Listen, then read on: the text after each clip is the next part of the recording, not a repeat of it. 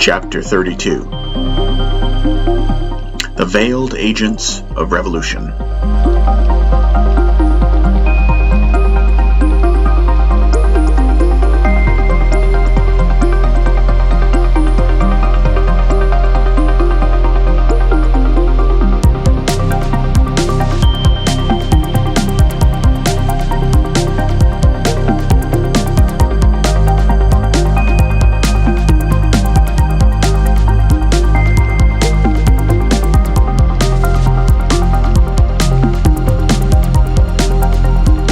I crossed an ocean, and in an hour was flying a third of Wolayan's latitudinal measure. As I keyed in on Ansa's signal, I began to get text signals from her. They appeared like mirages against the surface of the bridge dash via the optic device. Josh, are you still out there? Are you okay? I'm fine. I'm coming to get you. Can you read my visuals of my optical feed? How are you faring? I've given them the slip. I took a bullet in my forearm, grazed really, nothing too bad. Managing. I see your optics. It's a bit grainy, mainly. Just started getting it before I side-texted. Looks like the G150 still has a few tricks up her sleeve, huh? Poor old gal. You're going to love what I've got for you, Ansa. I say, Josh, is that a ship you're flying? That's only the half of it. Is Red with you? Have you found him? He's hard to catch up to. Seems to be on the run from garrison troopers. I think they're still on him. He and Bren landed in the city. Last feed from Bren, he had commandeered a motorcycle. He might actually have help. His vitals aren't looking good.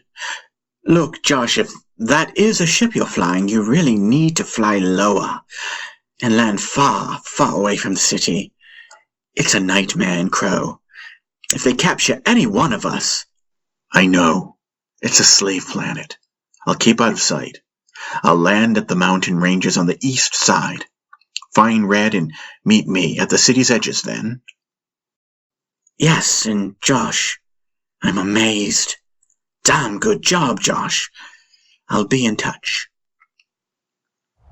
I landed, as Ansa suggested, at the base of the mountains that edged the desert. Wolayan was eerily quiet, inactive.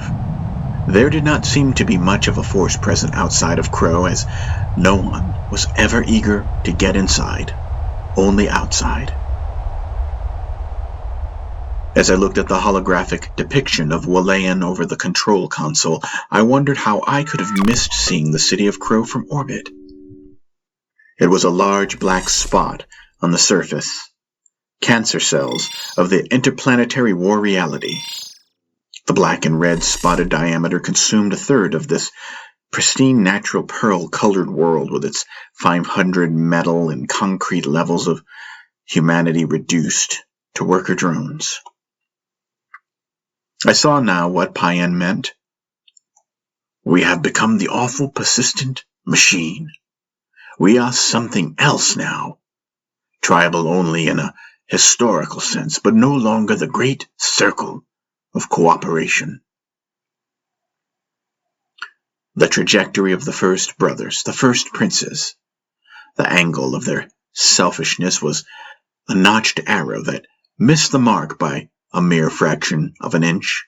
They were seemingly benign in their self-involvement, marginal in their self-obsession. But now, the arrow shot over a distance, light years. The error was measured in eons, billions of lifetimes of misunderstanding. Theirs was really the madness of forgetting God, now made manifest as a de-evolution. And I wept to witness it. This is where Paen hurled me outward to sea, the mirror pond to see where I dreamed myself alive, the remaining vanity within me, one of his terrible six, I misplaced wisdom pearl spent, in search of fulfillment. That fraction of an inch of my capacity to betray the truth and be someone was reflected to me as the very tragic impossibility of planet Walayan, where the souls were livestock piled upon one another, fed their own shit as they scrambled to escape to imagined rooms of colonial comfort. What these dead trikes wanted was God, but in their reaching, they were unable to articulate the heart, for in their centuries of blind self-reliance, the haughtiness and cleverness, they had killed their sages. Like my father did, like Bane had done and our generation was doing. We removed ourselves from the one who could release us of the illusion that our servitude to the ego king could bear fruit. Ever. I wept as it was transmitted to me, swooning in agonizing contemplation of a blackening sun.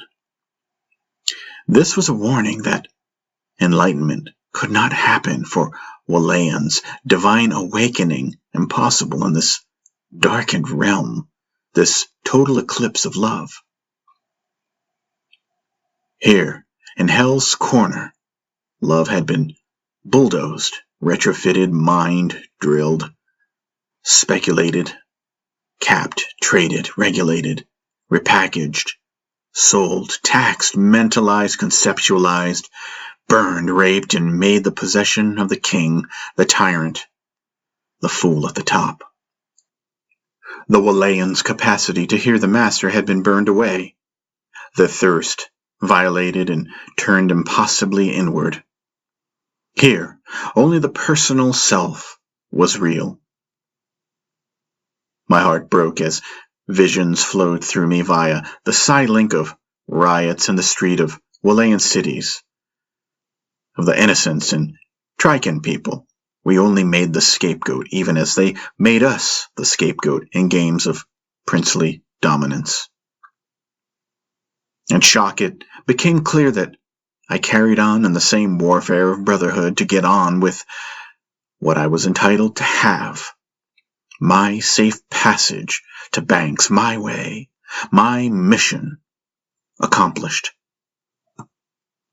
As a boy, I would destroy Mayak to gain status, just as now I would destroy Trikes to get to Banks, to get my golden key. And only because of my refusal, the refusal to be in God's room, and by Medea's side, all ready right now, not via ships, not after the war, and not after this damn mission. Khoorlrhani. Upon pondering the word, the AI, through the link, translated it in this way. Hand of Revolution. I sat on the rooftop of the ship Khoorlrhani. I intended to take the ship to Banks. She was a wide ship, almost a square with rounded corners and sloped front end, sleek. I squatted on the rooftop and marveled at how the desert seemed to blend into her hull hidden beneath thin holographic layers. As I was viewing Ansa's feed on the sky, she was skillfully traversing one of the lower decks of the city and entered a black doorway with green light flooding out of it. The room was full of drunken trikes. At the back of the tavern, another hooded figure sat alone, hunched over a drink. It was red. Ansa sat down before him. Hidden behind hoods and dust masks, they only communicated via the Psi-Com link so as not to be heard.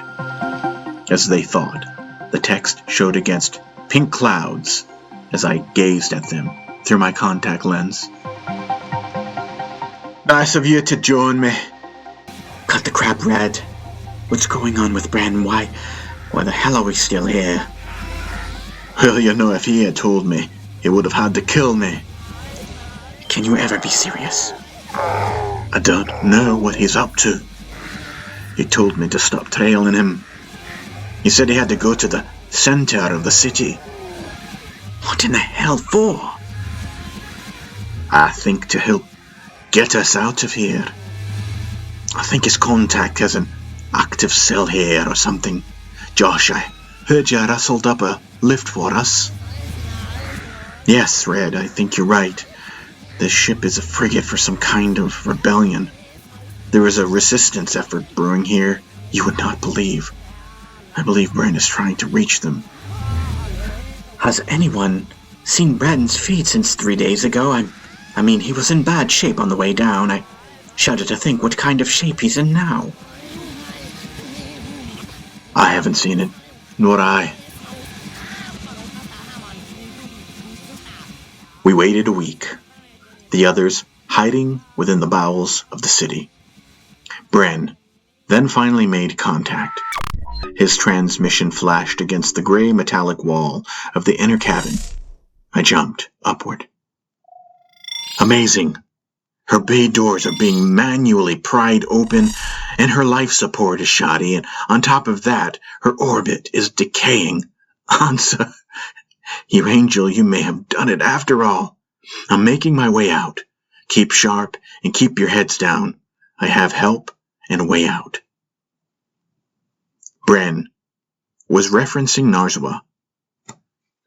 She was crippled, her systems a wreck, and she was unable to unleash her hornets after us. This explained why it was so quiet on the surface.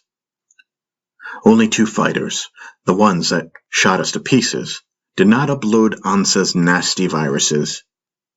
They, no doubt, remained behind to protect the crippled military liner. I watched the 3 blips of their signals on the holographic map slowly converge. When they got to the edge of the city the next day, I flew after them, taking off in stealth mode. As I circled to land, focused on Bren's feed, I saw there were 2 others. Trike rebels. They quickly walked through the crowded streets, and I could see, through Bren's visual, that he was eyeing the horizon for me. Red and Ansa were now close behind him, pushing toward the gates, where no one was allowed. I then heard the roar of other engines, no doubt, the search teams, and the fighters closing in. I put Khoorlrhani down into the sands, the cloak shifting from the static. From Red's point of view, I saw Bren stopping, turning around, his heavy trench coat opening to reveal an impressive rifle. All points of view were a confusing turbulence as fighting started. Through the control window of the ship, I saw a figure in black kneeling in the sand as Red and Bren ran past him. They and Ansa fired into the crowd of guards behind them. The man kneeling set off the heavy weapon that rested on his shoulder into the sky. There was an explosion. A large craft, perhaps a fighter, crashed into the black metal city. The other man also took position in the sand with the same type of heavy rocket launcher held on his shoulder and fired beyond Khoorlrhani. They were providing covering fire as Ansa, Red, and Bren ran desperately for their lives as a hail of gunfire erupted. I lowered the entrance ramps at the front of the ship. They all scrambled aboard, the ramps rising, shielding them as they entered. I pulled Khoorlrhani quickly up into the heavens, and once in orbit, we were better hidden than the old G-150, completely invisible to the Trican military. The crew members were spent, their faces sunburned and cracked. Bren, saying nothing, collapsed on a black steel couch, breathing deeply. His skin was scarred, his face bruised, and his hair shorn down, and his many layers of Trican clothing were stinking and half-burnt. He no longer wore his Trican makeup. Instead, dirt and clotted blood lined his face. The allies he brought to the fray had been his captors until he convinced them of his use. Ansa looked no better, but she sat upright, petting the wolf. Red climbed up to the control room. "Let's get a look at ya," he said, grinning. It was great to see him in one piece. He sat in the co-pilot's chair, sighed, looked about the cockpit, and then fell asleep. As we drifted in orbit, cloaked, the others also slept. As I thumbed the Nadsade amulet around my neck, I only wanted to be gone from this dark corner. I wanted to go home. Bren and Ansa were later bent over a holographic layout of Narswa for hours. Bren's contact told him that another liner, Nurio, was on its way to rescue the crew and the payload of Narswa. He also said that the Trikes thought the attack on Narswa was committed by the rebels of Walayan, not by Offworlders. "Ha! That's kind of them to underestimate us," Red cracked. "Wait, why shouldn't we use the cloak inside the bay then?" Bren questioned Ansa.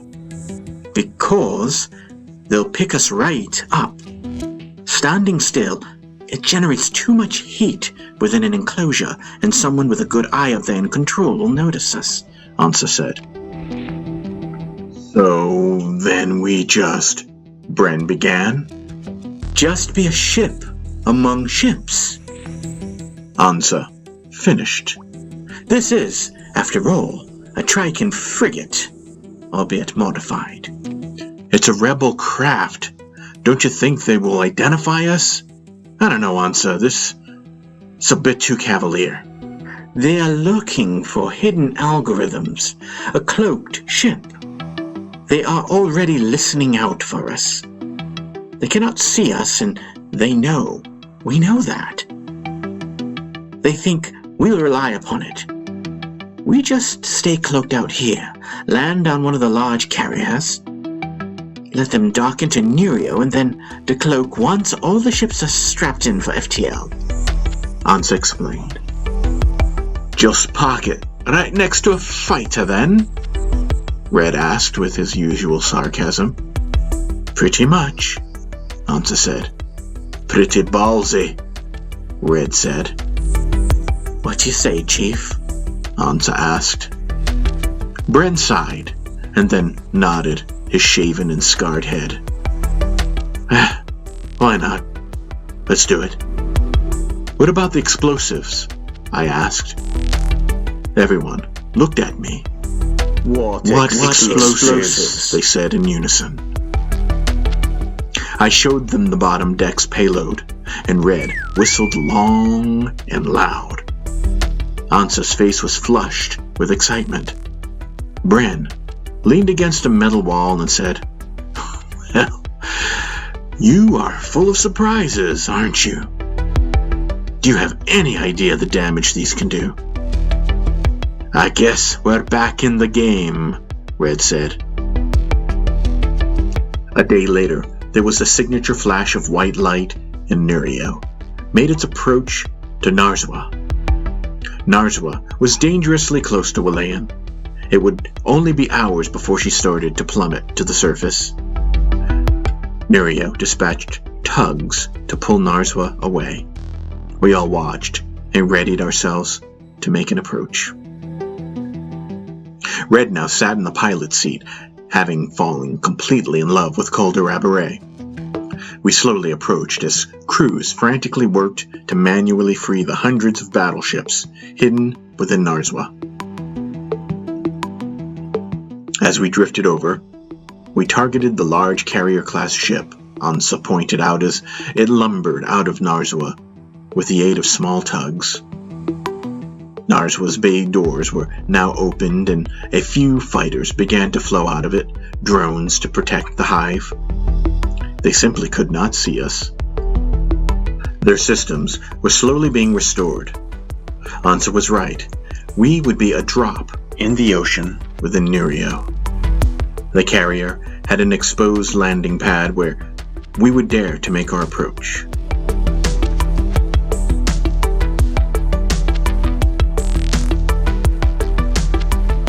We landed on the carrier undetected and watched the withdrawal of the rest of the Trican fleet, hundreds of deep, dark, blue battleships.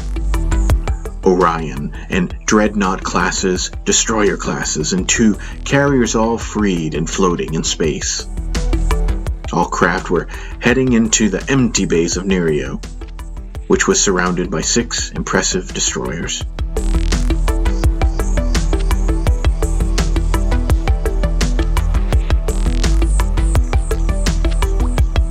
The carrier on which we stowed away entered the massive mouth of Nereo.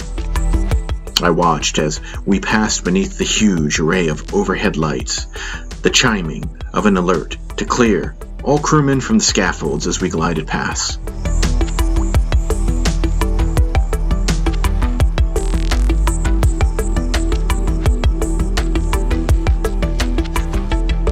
With a deep vibration and thud, the carrier was locked into position. I sat in the co-pilot seat. Ansa nodded to me. I turned off the cloaking mechanism. We watched through the windows. Hours passed, and then the overhead lights dimmed.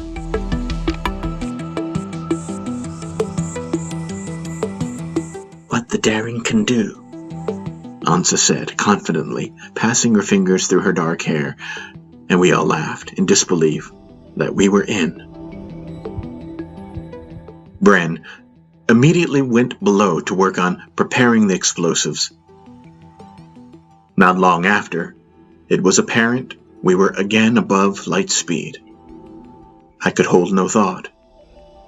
I was only present, but I knew the immensity of distance was shrinking. We were millions of miles closer to home, to my beloved.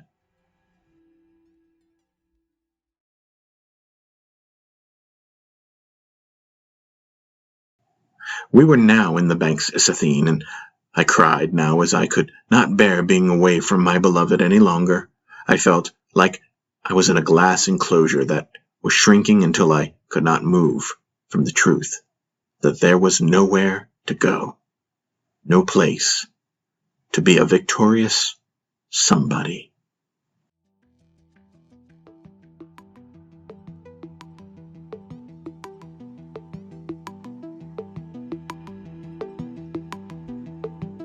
I was brought from my reverie by the cold sound of metal, the grinding cogwheels of Nereo's bay doors lifting, the releasing of the carrier carrying our ship, like a gnat fly on its back as it drifted outward. I opened Khoorlrhani's cargo doors as Red held to the heavy levers of the thrusters. Our cargo, the many tons of high explosives, were then pushed out by Bren, who operated the cargo crane below. His parting gift sailed outward, falling to the landing pad of the carrier as Red engaged the engines. Khoorlrhani, now visible, rose, then flew fast over docked battleships and out of the mouth of Nereo.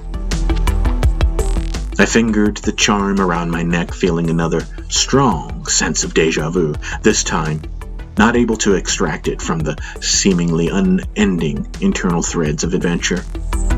I could not help feel anything else but having done this, all of it, thousands of times. "Now!" Bren said. Ansa complied, sending the signal to detonate. Nereo was crippled by that blast and then destroyed by the Black Fleet. We collected the Corsair and the pink nebula clouds and traveled back home to Paen.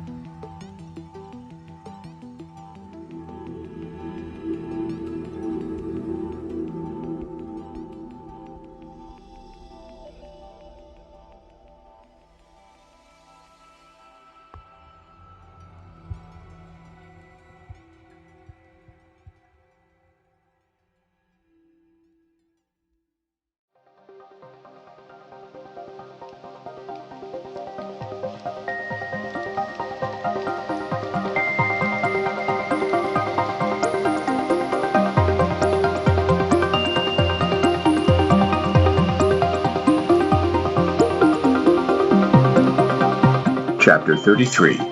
Empty Promises.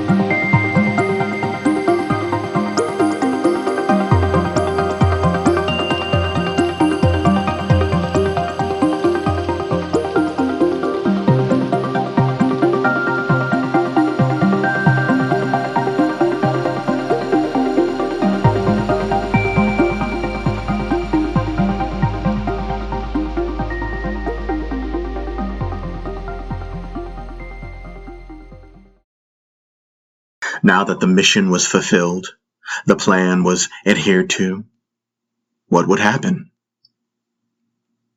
Having returned safely from Walayan, I only wished now to board the Gold Fleet's Helena, to simply be given passage to Banks. Instead, there was only ceremony, pomp, medals, salutes, and gestures that I found to be empty. There was not much after our hero's welcome, only the world turning as if we had never left. My transfer, sent through by Lieutenant Ansa May, was denied. BSS wanted me to remain in their ranks, to work for them as a field agent. I declined. Instead, I chose to fly shuttles. Still, despite the non-incidents, our return seemed to be to us. Upon our rendezvous with the Black Fleet near Arcana, we learned that the Countess Edgewood had indeed risen to the throne. The Dawfields, violently ousted by their own countrymen in Paljal. Telalal, conversely, was again the capital nation of Paen. I also learned status of my visa request had not changed one bit. I was forgotten in the upheaval of celebration as House Edgewood became the Bainish Royal Palace. It was now full of administrative staff, leaving no room for me. I found a flat in Telalal not far from Konovich. I was tired. My health had taken a bad turn.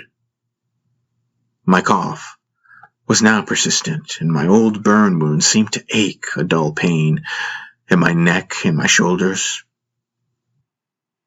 I felt like a fool, humiliated, for I did everything else before I beheld my master. I studied everything else before studying her wisdom. I fought every battle known to mankind first, before fighting for enlightenment as Paen implored me. Returning to my master, to the Banksisathin, I had lost all the master's pearls of wisdom, and still did not know who I was. Called the Rabaret, my ship, was confiscated. A complaint was made against us by the Congressional Space Authorities that a ship of its class must be registered and held in their orbital stations under terms outlined in clauses A through Z of the so-and-so. I was assaulted by fee after fee, fine after fine, until they broke me of my bond to her. Bren could no longer help, and the Queen raised too high to notice. I stood angrily in the marble halls of a Telalalian courthouse lobby outside of the ominously black double doors, Bren in red following after me. "You shouldn't have left the proceedings like that, Joshua," Bren lectured. "Why should I give those greedy men an ounce of respect?" I hissed. "Because they've got us by the balls, lad. Perhaps we could have gotten more time to pay." "I don't know," Red said, dressed in his black formals. He lit a cigarette. Look, we can get you your own ship, Bren said. That ship was perfect. I found her. I restored her and fixed her. That ship was mine. And you know why she was perfect. I argued, speaking of the invisibility cloak that could get me beyond the blockade. She was my golden key. What was it, I thought? What was it that always stood in the way, that made such a mockery of me? Did I not try hard enough to follow Paen's instructions? Was I not sorry enough for my mistakes? Things are not so black and white, Joshua, Bren said. If they caught you, they took my ship! Surely at this point, you still aren't entertaining silly ideas about going to banks, are you? Bren asked, bemused. I only clenched my jaw, looked at him angrily, and walked off. In the background, I heard Red mutter. Tell me, Brenny, is this, the season now for that head of yours to hibernate up into your ass? I only meant given his health. I mean, have you looked at him? No, he saved our friggin' lives. You owe him more than that, man, Red Khoorhani said. And he walked after me. He caught up with me. Look, Josh, I don't want you worrying about Cole, okay? We'll figure it out. For real. The fucking penciled pushers, if it's one thing I can get over on, it's the likes of them. He put an arm around me as I let out a long, pitiful sigh. Why not spend some time with me and the lads back at Jolel, and give old Bren back there some space to figure some things out? What am I going to do, Red? Red and I walked out of the courthouse. We're going to get you there, lad. If we can fly to hell and back and pull off a stunt like we did at Walayan, I'm game for pushing past that shield. Easy. The situation on Banks was no better. There was news of over 20 million dead in Nadsade at the hands of the evil Sanhedrin, despite the alliance against the Trikes. Newly crowned Queen Gwendolyn, Bren's aunt, spoke out against Banks. But the story of what was being done to the people was never printed in a Banish paper. I looked at the marble columns of the hallways. I knew that it was stenite gold lining their bases, and I knew that the craft flying in the twilight sky were made of steel, extracted from stenite mines. That inquiry board taxed me for all I had, leaving me with only an honorary token on the lapel of my Banish uniform. I felt as if a yoke was being forced over my head by the takers on this planet.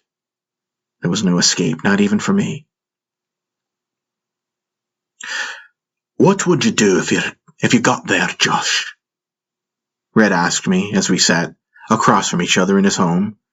He threw a shot of brandy back. I looked at the industrial skyline of the Jolelian city and declined what he poured from his bottle for me. He sensed I was annoyed by the question. I would just be with her. I said, I know, but I'm just wondering what you expect that would be like. Like having my mind blown away, I said, snatching the bottle and pouring for myself. Blown away without it never coming back to all this misery, I said, waving my hand. You mean, Jolel, I thought you liked it here, he joked. No, Red, I said. Imagine your heart opening. Imagine your mind stopping, shattered. Imagine that you never looked at another human being with anything but love in your heart, intuiting the deepest freedom and absolute vulnerability. Before he could respond with a joke, I quickly leaned over and grabbed his wrist hard. Red, imagine that vulnerability as the shelter from this damned war of egos, the shelter of having no capacity to declare it or to respond to it, selfishly, because you have eyes only for God. Red was quiet for some time, only music being played on his audio system of his humble quarters in orbit around Jolel, the docks. He apparently found it difficult to even respond, perhaps simply feeling what it was that I yearned for, not simply to escape to Banks, but to be with my spiritual master who was calling me. Red removed his sunglasses from the top of his head, his hair falling to one side, his expression sobered. He grinned from beneath clear green eyes. There's this quality about you, Josh, that everyone overlooks. I think they're afraid of that quality. I actually admire it, you know. I think Bren does too, but I guess he just wanted to keep you all to himself. I don't know. Maybe he wanted to make you into the son he never had, to buffer his feelings. Buffer his feelings? I asked. Red picked up his shot glass and held it up, raising his eyebrows. Yeah, to not feel what you're talking about, what we're up to. No one talks about how nothing fucking works ever. They just jabber on superficially. I mean, no one even knows what they're doing. Some people collect people to not feel it. Some, like me, drink. They're just drinking and shooting to kill, then drinking to kill the pain. I mean, I know the war's not only war. You mean, too. The war of the soul. I hear ya. The war's just an extension of what I'm talking about. That's for sure. Tell me, though, brother, what can one do, you know, like a poor sap like me living in a hole here, floating in space? All I've got is me jets, me frigates, and me brandy. I don't know. I thought I knew. My master taught that all we can do is endure the dreams, persist in love, and despite being mortal, somehow be eternal. I said, now loose, now having another drink. What do you mean? Red asked. Well, Paen asked me to consider this. If I am only a dream, then what does my death mean? Red said. Now that's fucking deep, brother. We drank the bottle, and then Red in his stupor said, Let me ask you this then. If you're only a dream, and he belched, then what do any of your problems mean? I noted the wryness in his gaze, and I raised my eyebrows and laughed. You're right. Cheers to that, I said, touching my shot glass to his. I'm sorry I've been so glum and self-defeatist. Forget it. To no expectations, Red said, teaching me something and toasting to it. And so, I let go of my grip and of having things on my own terms. It simply was not time, and my worrying was simply my tendency. I thanked Red for his straight words, and in 2 weeks' time returned to Bane. While on Orbital 3, I bought a stack of newsprints. The Queen was ordering the abandonment of Arcana.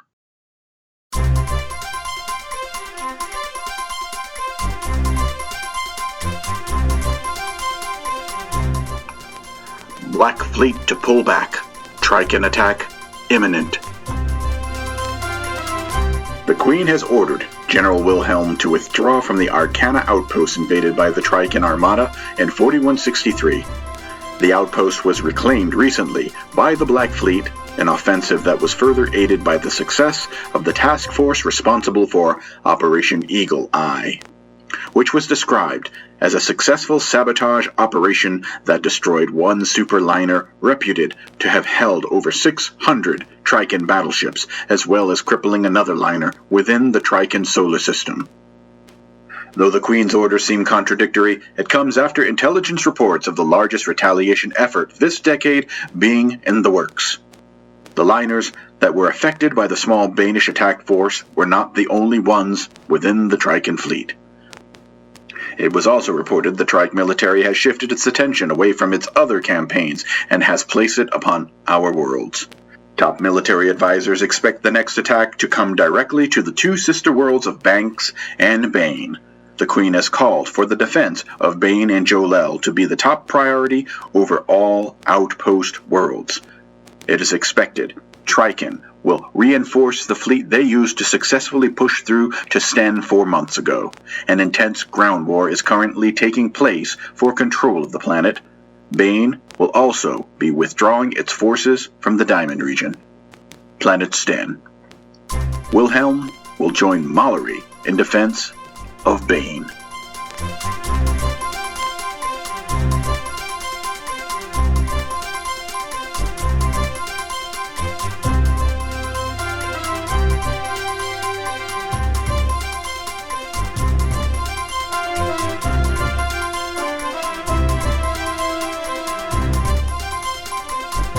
Pirates, strike close to Bane. Another bold attack on Banish civilian vessels has been reported, this time not far from Banish Orbital 3. Space authorities outraged. Page 10. My flat was mainly made of high-density plastics and particle sidings. Cheap. I was getting another look at Bane. The dwellings of commoners, at least the interiors, were not made from the pure materials such as wood or even metal. It was a small 2-room place on the first floor of a building containing 30 such units. It was a Spartan existence. I only had a bed in the corner of the back room, and in the front a mat with a cushion that I used to meditate every day. I looked forward to meditating each morning and each evening now.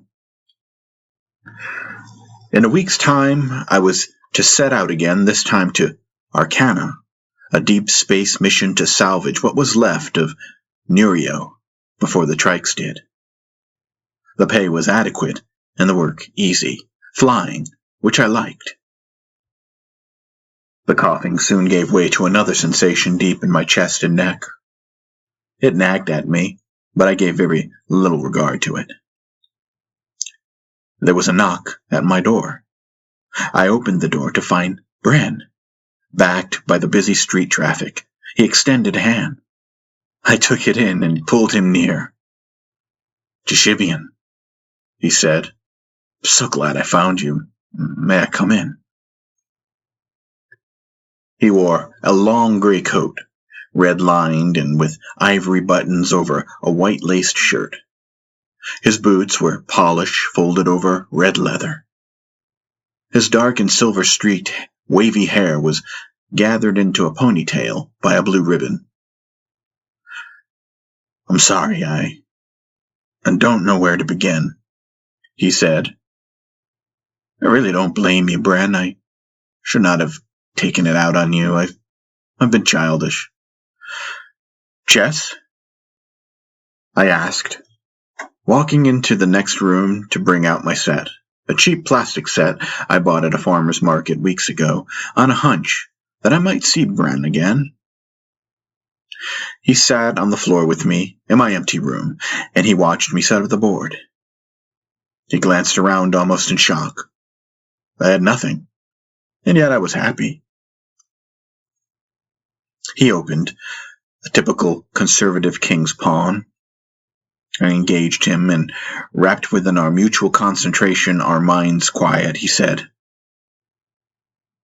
"On Sten, I met a plainswoman. Gorgeous, dark skin, amazing deep brown eyes. This was nearly 15 years ago. Do you have any liquor?" he asked. "No, I've got coffee." I coughed and rose. Well, that's rather the reverse of things, but okay, he said. I went into my humble kitchen and brewed a pot. Well, I fell in love with her, every stop within me undone by her. The way she looked at me, I knew I was hers, and damn the BSS, damn the bloody mission. So for a good few months, I let go to her, and we had a child. The boy was beautiful and had these wide, staring green eyes. Bran pulled one end of the ribbon in his hair and let it loose.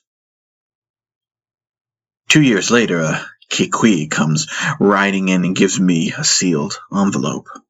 I was ordered to pick up and get on with finding Medea. Something just switched off, turned me cold-blooded. You left them? I asked. Yep. Seems I can't forgive myself, he said. He made a brilliant move, luring my queen to threaten his knight's pawn and trapping her by deploying the knight. You should. Everything is God's will, I said, annoying him. When I crashed and saw your face, when I woke from the poison, I could not help but think about my son I had left. So I may have projected. You were given another chance, Bran. I looked at him, jokingly.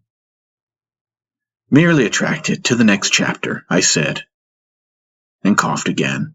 My cough nagging at me. And it seems I failed, Bran said, not taking me out. Kull was my debt to your culture, and I could not have her. That she was mine was a fantasy. My admittance to Banks was a fantasy, and seeing Medea was... Nah, don't do that, look. I didn't want you to leave. It's that bloody simple. I laughed, and as I laughed, I coughed, my head throbbing. It's not up to you, Bran. Haven't you seen it? I said. Well, don't you start giving up, he huffed. Who said I'm giving up? I'm with her every day, every moment. She's here right now, Bran. I smiled. He glanced away, obviously dissatisfied with me. I then explained. I recounted all of the events of our journey, my dreams, his journals, and told the story of our having been moved by the divine, attracted, and in that attraction, serving each other. I know he hated this. Nothing of what happened was simply done by us. No one failed. No one won. I said. There was only one operating beyond us in beautiful and mysterious play. Which makes my death acceptable. A sweet development, the final implement so that I may see it. I haven't given up at all, I said, grinning, as I noted how Bran was looking at me now, knowing what I knew. I certainly was dying. He took in a deep breath. Yeah. When you jumped in that damned shuttle 6 years ago, you were burned nearly to death, Josh, and you were exposed to fatal levels of radiation. To save you, the Hoktoan on board did their best, and they used an experimental treatment. It cost me all that I had. The side effect of the treatment would take half your bloody lifespan, drain it right away. I know, I said. He explained that, given that Banks was out of his power, he only wanted to push me to the edge of experience, to live on an edge, to dare, to journey, to face the farthest reaches of space and look the enemy in the eye. He wanted me to live as he lived, to see what he saw, the sun beating against the bright side of Arcana, the pink pearl of Walayan's North Pole. He wanted me to be happy. I began to note, as each chapter of my life unfolded, my inward eyes only pressed for the start of the next chapter, the one I was inclined to have play out instead of the one I was simply written into. Chasing, chasing, and chasing. Butterflies, stars, worlds, and God. But who was doing the chasing and who would be found? It was not my habit to ask this question, but rather with the assumption of myself entirely overlooked. I was stressed by life and now by death and looking for a cure for disease. With it not being my habit to ask who, the mark was always missed, the child of my sadhana, neglected, and the story always told on the basis of an error as I sought for answers to inform an illusion. Was Joshua, Jeshibian, Joshoya, Josh simply a peripheral idea? Was I interested? Or was I content with my whining, my neediness, my selfishness, animating this character, hiding behind the skirts of comfort to avoid finding out and never intuiting that John Dee was that very peripheral idea? Me. I wondered, when I am dead, would another chapter open with me untethered to my body? If so, I thought, I did not learn a damn thing, for I was seeking high and low, and in my search left Media's side. This is who I was in the marketplace of egos.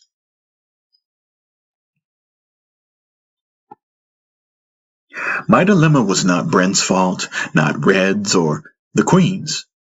My dilemma was not the Ta's or God's. I simply did not notice what I was doing all these years.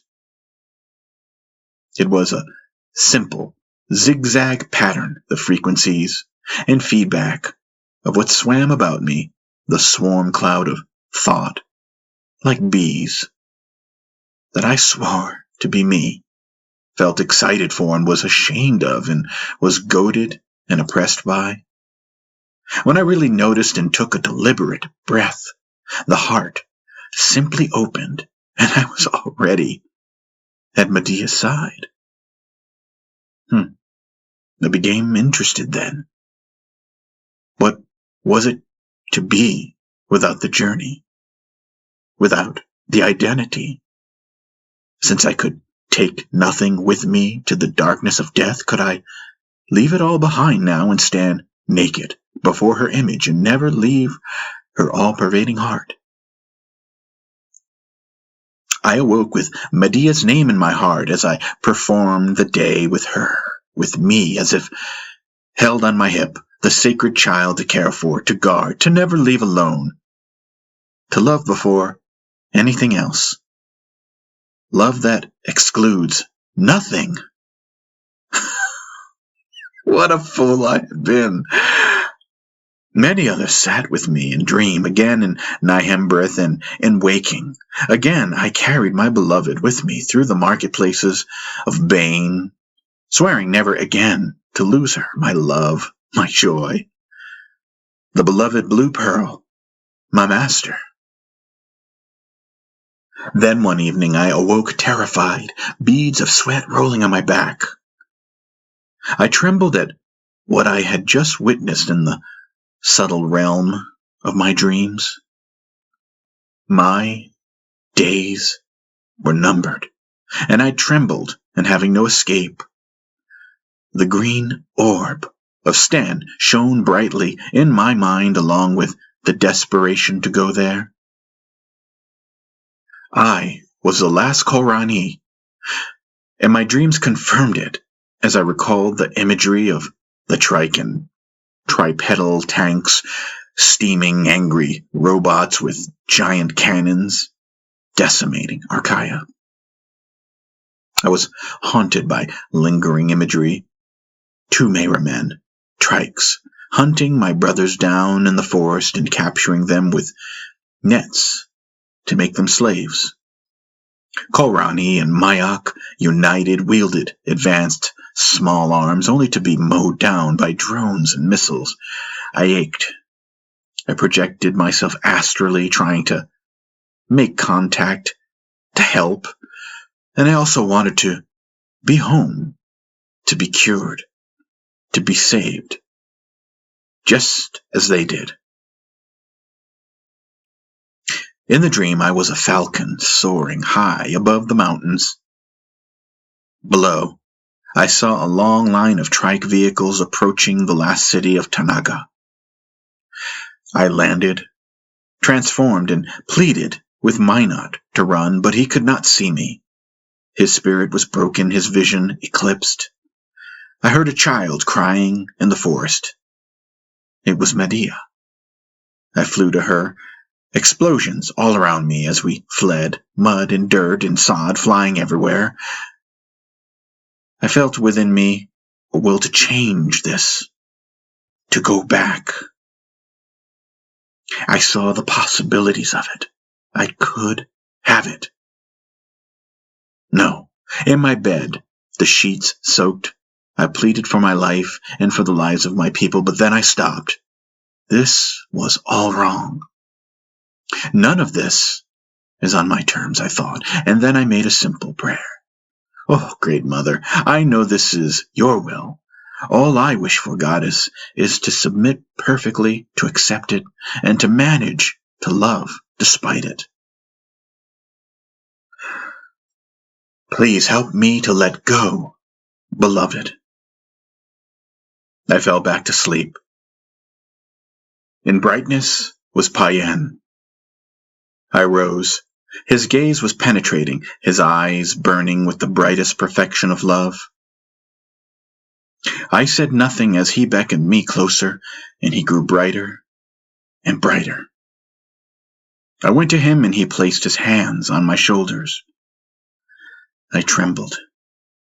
I'm afraid, Master, I said, after which he pressed his forehead to mine.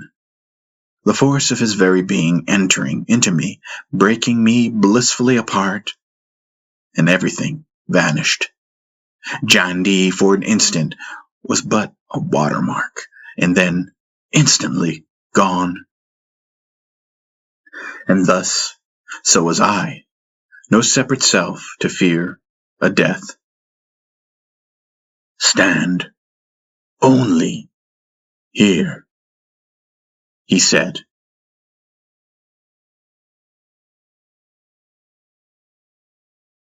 Dream Journal, April 28, 4198. I dreamt Tuesday that I was again in Nyhembreth. I know the mountain ranges by sight now. I was the falcon again, but this time flying within the Bank's Isathine world, flying the span of the globe again and again and again. It was like she was telling me not to stop. She kept asking, "Do you have it?" Then I was seated with Medea. I heard a loud noise like exploding rock. No one was bothered by it, but it continued on and on like some kind of construction. A servant entered the meditation hall, walked across the stone floor, the carved tiles, and spoke with Dolgi. He apologized for all the noise. Dolgi said to him, "Beloved does not want you to worry about the noise. Keep working on the aviary until it is done." I couldn't understand that part. Part 5. Banks.